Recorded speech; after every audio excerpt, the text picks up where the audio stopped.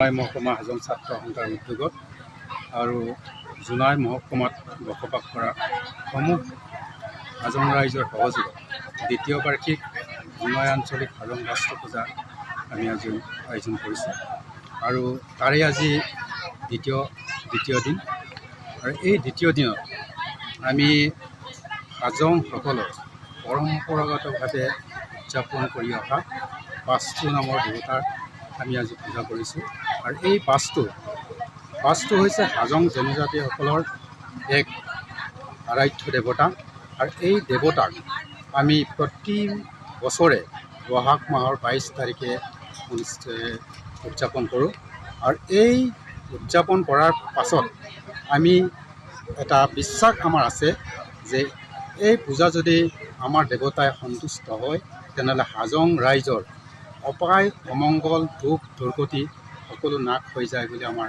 এটা জনবিশ্বাস আছে আৰু আমি এইটো খুব গুৰুত্ব সহকাৰে বিশ্বাসো কৰোঁ আৰু ইয়াতে আমাৰ এটা কথা আছে যে বাস্তু পূজা হৈছে হাজংসকলৰ এক এৰাব নোৱাৰা আটাইতকৈ মূল দেৱতা বুলি আমি কওঁ আৰু এই মূল দেৱতাক অকল বাস্তু এটা শব্দতে ক'ব নোৱাৰে আৰু এই বাস্তুত বহু দেৱ দেৱী ইয়াৰ লগত জড়িত হৈ আছে আৰু সকলো দেৱ দেৱীৰ লগত লৈহে মানে শিৱৰ পৰা আৰম্ভ কৰি পেলাই সকলো দেৱ দেৱতাক লৈ আমি এটা শব্দত বনাই লৈছোঁ সেইটো হৈছে বাস্তু।